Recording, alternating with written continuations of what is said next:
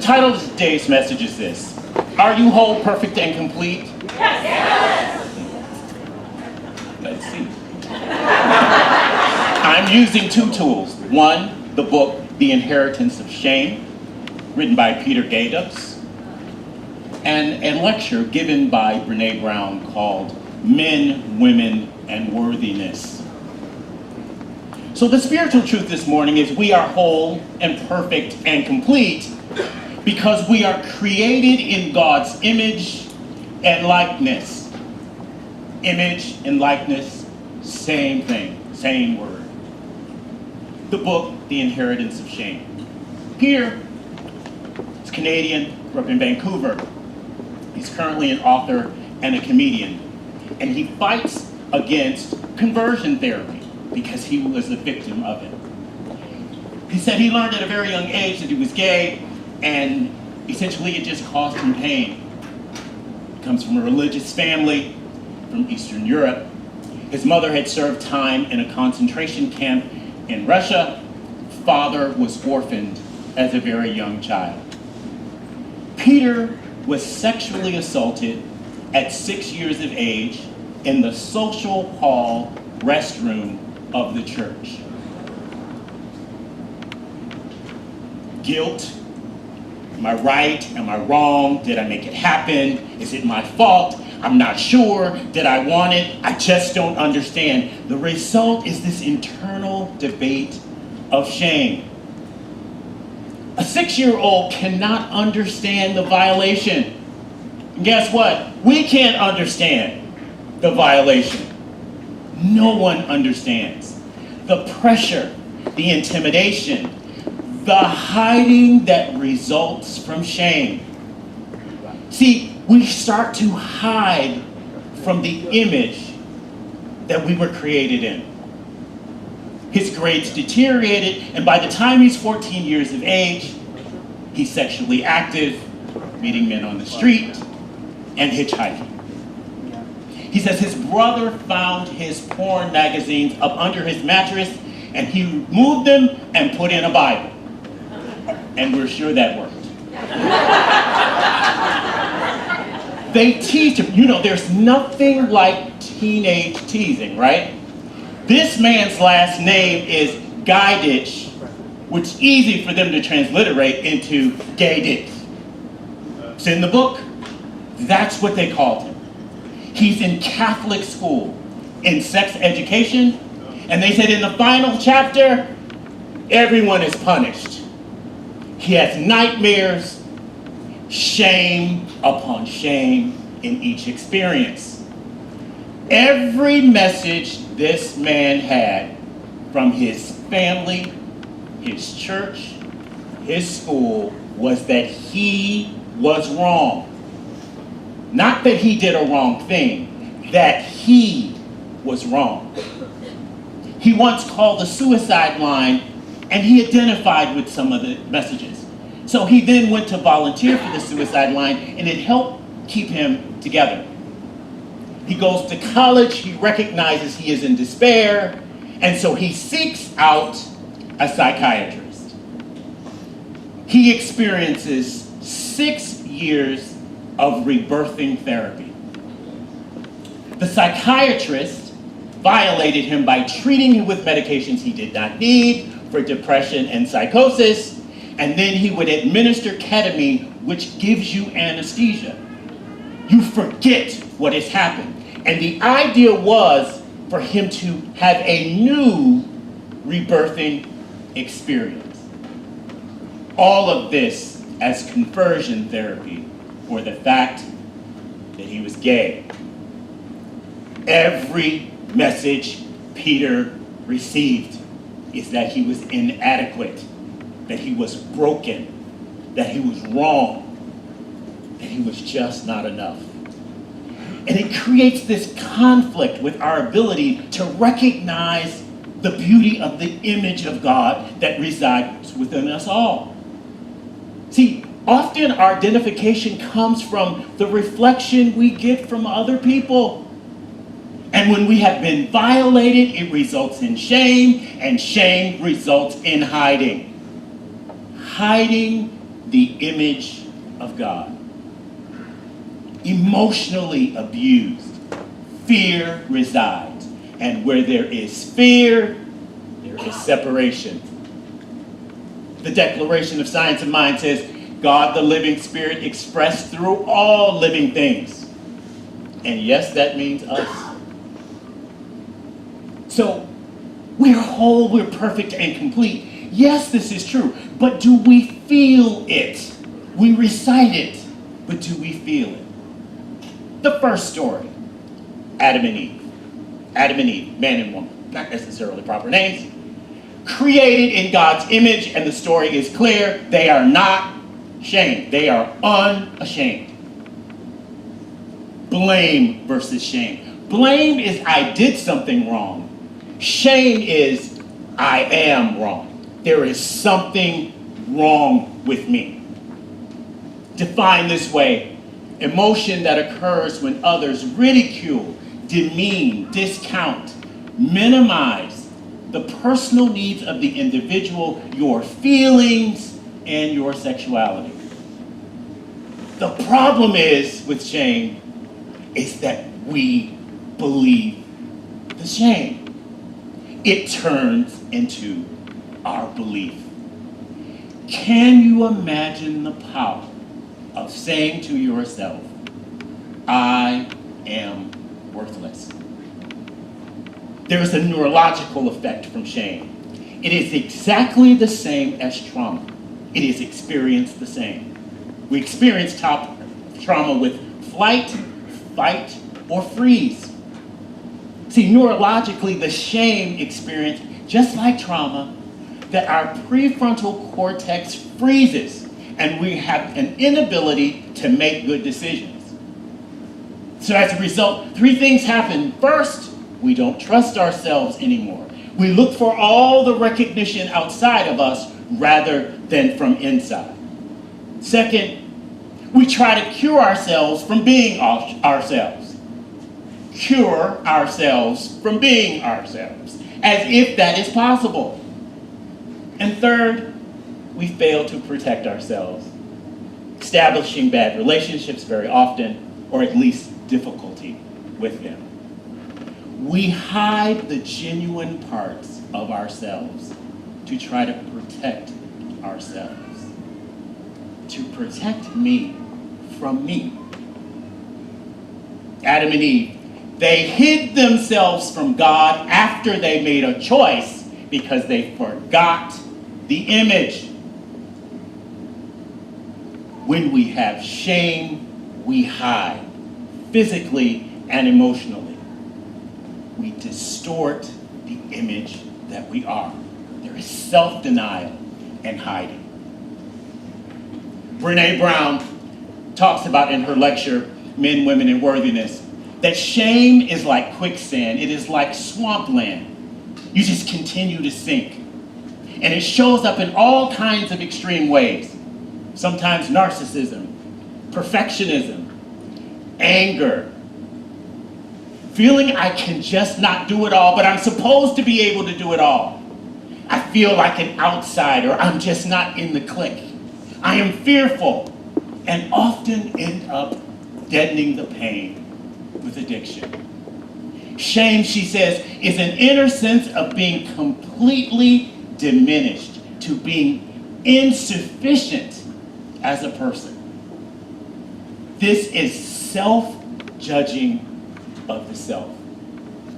A simple moment of shame can stay with us for the rest of our lives. How many of you have a traumatic story from high school? Most people do. I have a few. That a situation can rob you almost of your dignity, the humiliation, and we develop a belief in the shame. See, inwardly, the image yearns for freedom, to be authentic and to be accepted. See, it's like you need to be naked, right? Unashamed. And the bondage is when we distort the image and don't live up to our own expectations. Think about the extreme messages of television, right? Thin, pretty, blonde, muscular, excessively committed to looking good. All the mirrors I have at every corner of my house. To being the hero on the football field. No fear. Don't be weak. Don't let them see you sweat. Don't be soft. See, fear can turn into rage. And the need to belong so important that we attempt to fit in. We hide ourselves yet again to fitting in.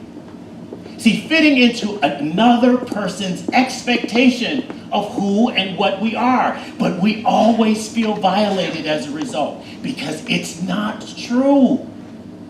But we are whole, perfect, and complete. Often this leads to judgment. You just look for the opportunity to just put someone else down in an attempt to feel better.